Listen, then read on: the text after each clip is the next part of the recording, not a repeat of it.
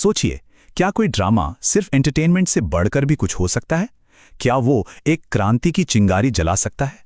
आज हम बात करने वाले हैं लक्ष्मी नारायण मिश्र के 1934 के एक ऐसे ही लैंडमार्क प्ले की। नाम है सिंदूर की होली। एक ऐसा नाटक जिसने सचमुच हिंदी थिएटर की नींव हिलाकर रख दी थी। और यहीं से एक बहुत ही बुनियादी सवाल उठता है। असल में ये सवाल अपने आप में एक वैचारिक जंग का मैदान है। हम थिएटर जाते क्यों हैं?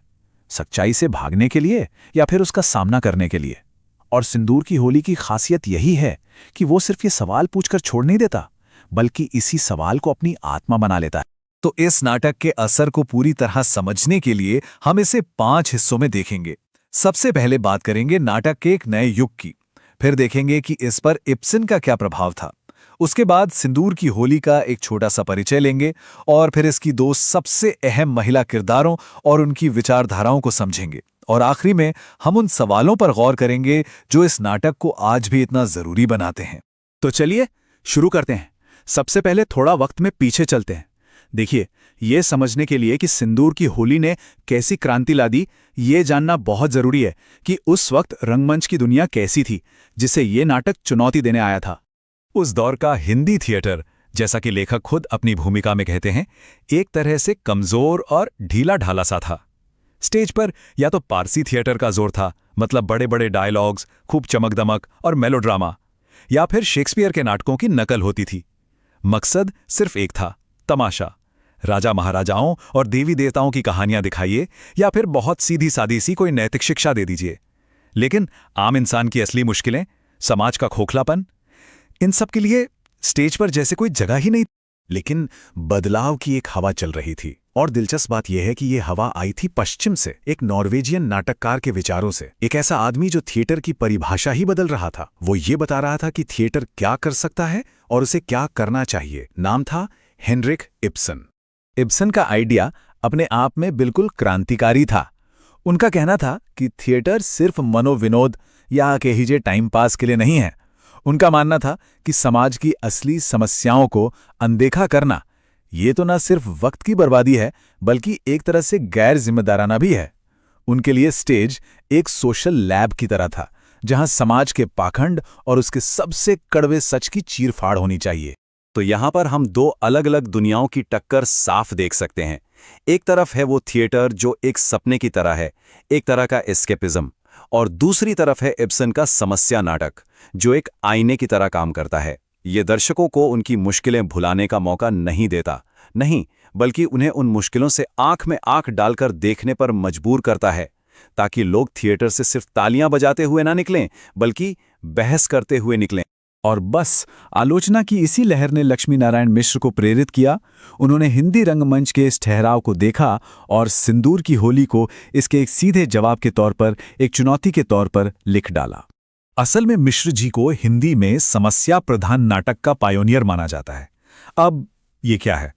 इस जॉनरा के बारे में ऐसे सोचिए कि ये सिर्फ एक कहानी नहीं है, बल्कि स्टेज पर एक तरह का पब्लिक ट्रायल है, जहां कटघरे में कोई इंसान नहीं, बल्कि कोई सामाजिक अन्याय या कोई विचार वही मुख्य मुल्जिम है। अब जरा इस नाटक की बनावट पर गौर कीजिए। अपने जमाने के हिसाब से ये कमाल का मॉडर्न और टाइट है। पूरी कहानी सिर्फ एक दिन में और एक ही जगह पर घटती है। इससे होता क्या है? एक प्रेशर कुकर जैसा माहौल बन जाता है, जहां तनाव को बाहर निकलने की कोई जगह ही नहीं मिलती, और हर गुजरते घंटे के साथ टकराव बढ़ता ही जाता है। और मिश्र जी के इसी मॉडल अंदाज की एक और पहचान है, उनका मिनिमलिस्ट अप्रोच।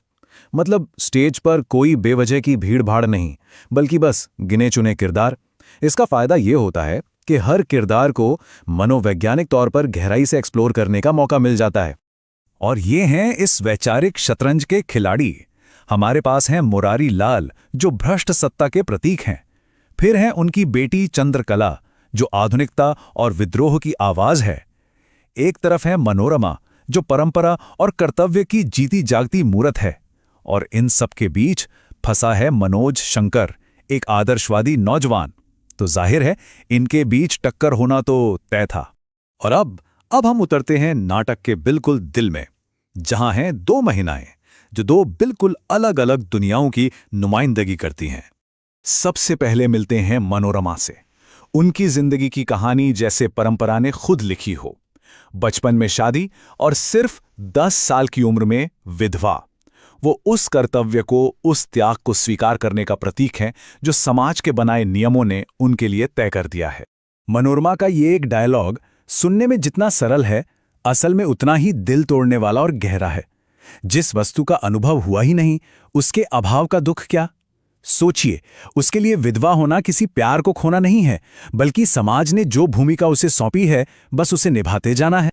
और फिर दूसरे कोने में है चंद्रकला, पढ़ी लिखी, दुनियादारी से वाकिफ, यहां तक कि अपने पिता के भ्रष्टाचार से भी।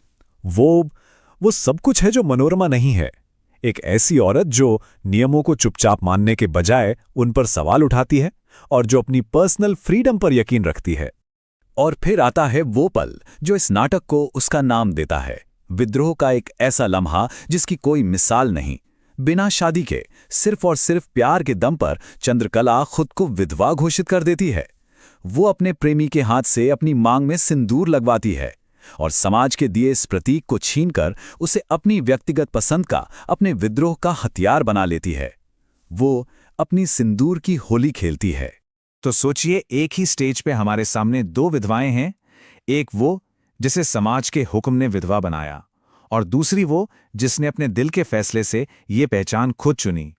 एक के लिए विधवा होना एक थोपा हुआ पिंजरा है, तो दूसरी के लिए ये एक चुनी हुई पहचान है जिसके लिए वो लड़ रही है। और ये एक लाइन ही जैसे पूरे नाटक का सार है। चंद्रकला मनोरमा से कहती है, तुम्हारी मजबूरी पहले सामाजिक फिर मानसिक हुई, मेरी मजबूरी प्रारंभ से ही मानसिक हो गई। ये शायद पूरे नाटक की सबसे शक्तिशाली और सबसे जरूरी लाइन है। तो सवाल ये उठता है कि आखिर ये नाटक आज हमारे लिए इतना जरूरी क्यों है? ऐसे कौन से सवाल हैं इसमें जो इतने सालों बाद भी जिंदा हैं? क्योंकि जैसा कि हम देख सकते हैं, ये नाटक सिर्फ विधवाओं की स्थिति के बारे में नहीं है। नहीं, ये तो उससे कहीं आगे जाता है।